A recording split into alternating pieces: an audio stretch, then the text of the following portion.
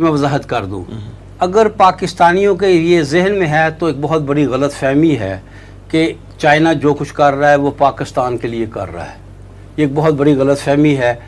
اصل میں چائنا خالصتاً اپنے لیے کر رہا ہے. اس میں اگر پاکستان کا بھلا ہو جاتا ہے تو وہ بات الگ ہے، وگرنہ تو صاف سی بات ہے. دہشت گردی کی جنگ ہوئی ہے پچھلے 5 7 8 سال میں یا 10 سال میں، یہ کسی کی تو غلطی تھی نا. فوج کی غلطی تھی، سیاسی قیادت کی غلطی تھی، کسی کی غلطی تھی، ہماری غلطی تھی، پاکستانیوں کی غلطی تھی. یہ غلطیاں تھیں اور ان غلطیوں کا نتیجہ ہم نے بھگتا کہ دہشت گردی کی جنگ ہوئی. ہیں وہ پچھلے 5 مہینے میں اس کووڈ کی وجہ سے متاثر تو ہوئی ہیں. ایک ماہرین ہیں اس کو گریٹ ڈپریشن جو 1930 کی ہے کساد بازاری، اس سے بھی ملا رہے ہیں.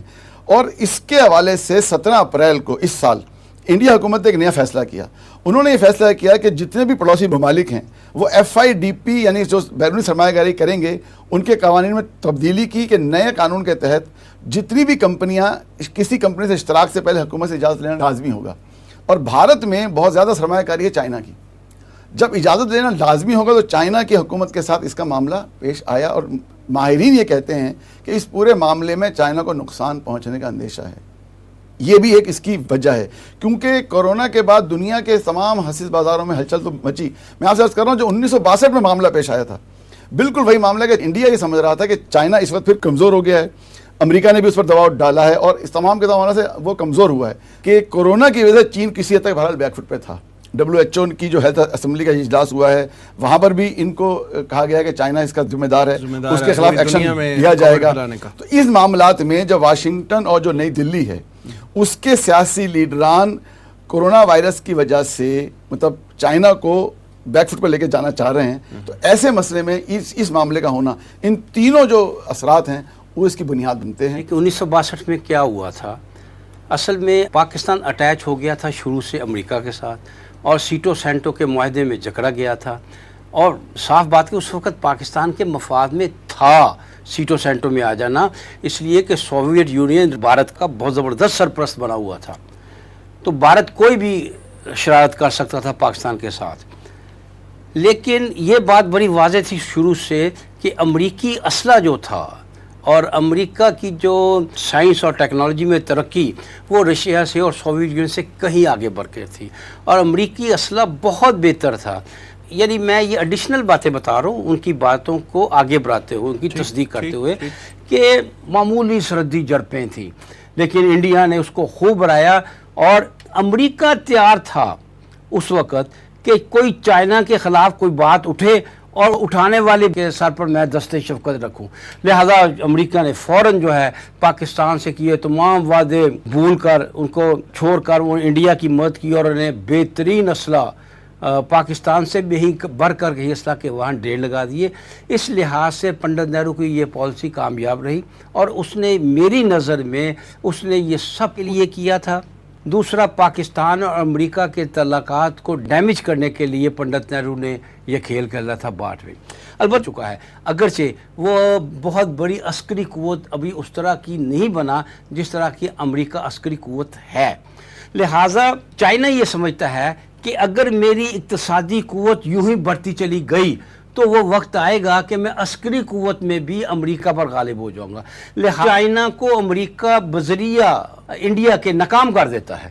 چائنا ناکام ہو جاتا ہے سی پیک اور BRI کو کمپلیٹ کرنے میں ناکام ہو جاتا ہے. راستے میں ایسے ہرڈلز کھڑا کرتا ہے امریکہ انڈیا کے ذریعے، آسٹریلیا کے ذریعے، فلپائن کے ذریعے، ان کے ذریعے اگر ایسے رکاوٹیں کھڑی کرتا ہے کہ چائنا ناکام ہو جاتا ہے تو میں آج آپ کے سامنے یہ فورکاسٹ کر رہا ہوں کہ چائنا اس پوزیشن میں بھی نہیں رہے گا جس پوزیشن میں آج وہ ہے. ضرور سیٹ بیک بنے گا اور بھارت، آسٹریلیا، یہ اس کا آسٹریلیا ساؤتھ سی سے اور بھارت زمینی رائے سے اس کا مکمل گھیراؤ کر لیں گے اور چائنا امریکہ کے محاصرے میں آ جائے گا. لہٰذا اس کا مطلب کیا ہوا؟ اس کا مطلب یہ ہے کہ یہ صورتحال چائنا کے لیے زندگی موت کا مسئلہ ہے اور اس قوت کے آگے صفر ہو جائے گا تو پھر اس کی عسکری قوت جو ہے وہ بھی غالب آ جائے گی کیونکہ اقتصادی قوت کا اگلا مرحلہ عسکری قوت ہی ہوتا ہے. تو یہ ہے صورتحال. ہمارے تو وہ پکے جو ہے وہ بنکرز بنا رہے ہیں، ہیلی پیڈز بنا رہے ہیں، تعمیرات کر رہے ہیں باقاعدہ. وہ تو چائنا یہ تو نہیں کرے گا کہ سیاہ چین کا راستہ بند کرنے کے لیے تاکہ پاکستان کو کوئی سہولت ہو جائے انڈیا کے خلاف وہ کوئی پیش قدمی کرے گا. وہ پیش قدمی ساری کرے گا جو گلگت بلتستان سے اس کا سی پیک چلتا ہے نا، وہ اگر اس کو سیکیور کرے گا، اس کو سیکیور کرے گا. اس کو سیکیور کرتے ہوئے جو کچھ بھی ہوتا ہے. لیکن بعض اوقات جنگ میں جو ہے نا پھر صورتحال ایسی بن جاتی ہے اگر اس سے انڈیا، وگرنہ اگر وہ فل جنگ نہیں بنتی، چائنا اپنی سڑک کو محفوظ کرتا ہے تو پھر وہ سیاہ چین کا راستہ نہیں روکے گا. ایک فل فلیج جنگ شروع ہو جاتی ہے، انڈیا کھل کر میدان میں آ جاتا ہے. چائنا نے بھی ہیلی پیڈ جو ہیں وہ تعمیر کر لیے ہیں اور فل جنگ کا معاہدہ ہے تو پھر وہ کرے گا. وگرنہ اس لیے سیاہ چین کا انڈیا کا راستہ روک دوں خالصتاً اس کے لیے وہ قدم نہیں اٹھائے گا. لیکن پھر وہ دیکھیں جب پوری جنگ ہو جائے تو پھر دشمن کو ہر نوعیت کا ہر طرح کا نقصان پہنچانے کی کوشش ہوتی ہے. پھر وہ یہ کوشش کرے گا کہ یہ دولت بیگ اولڈی سے آگے بڑھ کر 14 پوائنٹ سے آگے بڑھتے ہوئے فنگر 3 کی طرف آ جائے. لیکن فی الحال ایسا امکان نہیں. ڈاکٹر صاحب یہ فرمائیے کہ میں ایک چیز ایڈ کروں گا کہ یہ جو سڑک ہے، یہ دولت بیگ اولڈی جس کا ذکر ابھی ایوب بیگ صاحب کر رہے تھے، یہ تقریباً 255 کلومیٹر سڑک انہوں نے بنا لی تھی. کس نے؟ چائنا نے یا انڈیا نے؟ انڈیا نے. اس کے بعد یہ 5 مئی کو جو جھڑپوں کا آغاز ہوا ہے اس سے پہلے سڑک کی تعمیر وہ کر رہے تھے جس کو روکا گیا ہے. اور یہ سڑک تقریباً 13 کلاکرم کے قریب آ کر ختم ہوتی، لیکن ظاہر وہ رک گیا. وہ جو بات آپ سوال کر رہے تھے اس میں یہ بلیسنگ ان ڈسگائز والی بات ہے کہ جو چائنا اصل میں تو اپنے لیے کر رہا ہے، لیکن کسی نہ کسی حوالے سے اگر یہ معاملہ ہو گیا آگے فائدہ ہو جائے گا. لیکن بالکل بات صحیح ہے بیگ صاحب کی، کوئی ملک کسی اور کے مفاد کے لیے کام نہیں کیا کرتا، اپنے ہی مفاد کے لیے کام کر رہا ہے. بہرحال پاکستان کا اس حوالے سے کوئی نہ کوئی بھلا ہو جائے گا. اور بات صحیح ہے کہ جو سڑکوں کی تعمیر ہے اس وقت بھی چائنا کے پاس مواصلاتی رابطہ، یہ سڑکیں زیادہ بہتر. اور ان کے مائک پومپیو صاحب کا بیان بھی یہ آ گیا ہے کہ ہم یورپ اور جرمنی سے اپنی فوجیں کم کر کے اور اس علاقے میں اپنی فوجیں بڑھائیں گے تاکہ ہم انڈیا کو سپورٹ کر سکیں چائنا کے خلاف.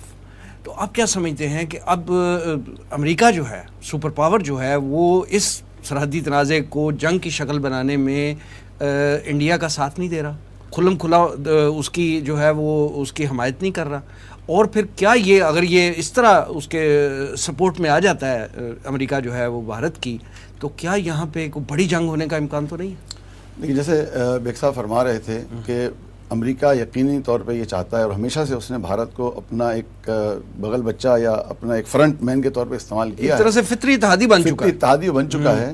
اور اس فطری اتحادی ہونے کی وجہ سے امریکہ کی اس وقت جو اقتصادی صورتحال ہے، مطلب پچھلے 9/11 کے بعد سے اب تک وہ اتنا الجھا رہا ہے داخلی محاذ پر بھی کہ وہ براہ راست جنگ سے بہرحال اجتناب کرے گا. اور پھر یہ کہ رشیا بھی اس وقت ان تمام معاملات کو دیکھ رہا ہے.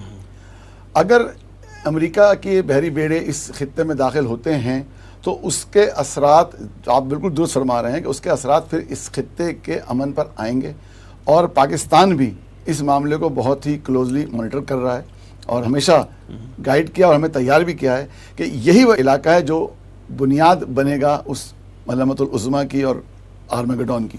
تو یقیناً آپ کا اشارہ درست ہے. واللہ عالم یہ معاملہ اب ہوتا ہے یا کچھ عرصے بعد ہوتا ہے، بہرحال خطرہ اس جگہ موجود ہے کہ یہ عالمی جنگ میں تبدیل ہو سکتا ہے. جی اس میں صرف میں یہ اضافہ کروں گا کہ مجھے یوں محسوس ہوتا ہے ایک آبزرورز کی حیثیت سے کہ امریکہ زیادہ لپ سروس ہی کرے گا، زبانی باتیں زیادہ کرے گا، عملی طور پر آگے نہیں بڑھے گا. اچھا خبریں تو یہ ہیں کہ جو ہے بحری بیڑے چل پڑے ہیں چائنا کے پانیوں کی طرف.